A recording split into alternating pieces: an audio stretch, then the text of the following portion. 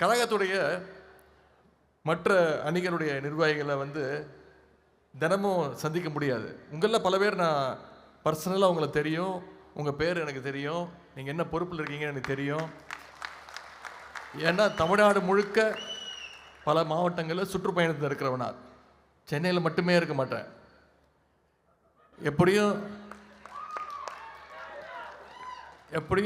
மாதத்துக்கு ஒரு 5-6 மாவட்டங்களில் சுற்றுப்பயணத்தில் இருப்பேன். அங்கே வரும்பொழுது ஒவ்வொரு நிர்வாகிகளையும் சந்தித்து பேசக்கூடிய பழக்கம் மூலம் இளைஞரணியை சந்திக்கும் பொழுது அங்கே பல மாவட்டங்களில் இளைஞரணி சந்திப்பை ஒருங்கிணைக்கிறது ஐடி விங் என்பது எனக்கு தெரியும்.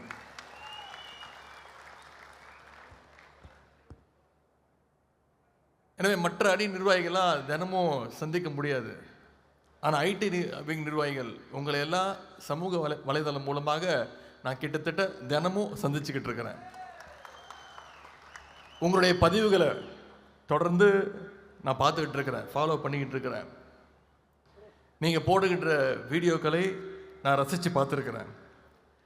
குறிப்பாக நான் வெளி மாவட்டங்களில் சுற்றுப்பயணத்தில் இருக்கும்போது, கார் பயணத்தில் இருக்கும்போது நான் டவுன்லோட் செஞ்சு ரசித்து கேட்பது, கவனித்து கேட்பது உங்களுடைய உரைகள், உங்களுடைய பதிவுகளை தான்.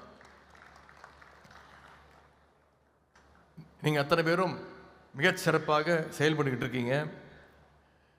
ஆனால் நமக்கு தான் பிரச்சனை. ஏன்னா நமக்கு தான் ஒர்க்லோட் அதிகம்.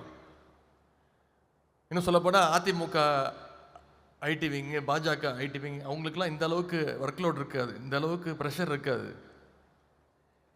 அவங்க தோன்றதை பேசிட்டு தோன்றதை அடிச்சு விட்டுட்டு ஃபேக் நியூஸை பரப்பிக்கிட்டு இருக்கிறது அவங்களோட வேலை. ஆனால் நம்முடைய ஐடி விங் பொறுப்புங்கிறது மிக மிக கஷ்டம் வாய்ந்தது. ஏன்னா அவங்க பரப்புகின்ற அந்த அவதூறுகளுக்கெல்லாம் ஆதாரத்தோடு பதில் சொல்ல வேண்டியது நம்மளுடைய கடமையாக இன்றைக்கு இருக்கின்றது. அதுக்கு நீங்கள் உங்களுடைய அணி செயலாளர் தயார்படுத்தி இருக்கின்றார்.